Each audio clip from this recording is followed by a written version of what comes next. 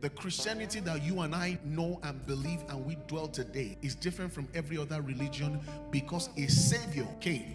He lived a godly life. He was tempted, but yet without sin. He was arrested. He was killed. In fact, before he was killed, he prophesied that he was going to be arrested and killed. And then he said that on the third day, he would rise again. And he did exactly as he said. And after that, he appeared to his disciples and taught them for 40 days. And after that, he went on high. And he was enthroned in heaven. Before he went, he said that he was going to beg the Father to release another version of him. So if that faith that you have in God is lacking this incarnation part, then your reality of Christianity is incomplete.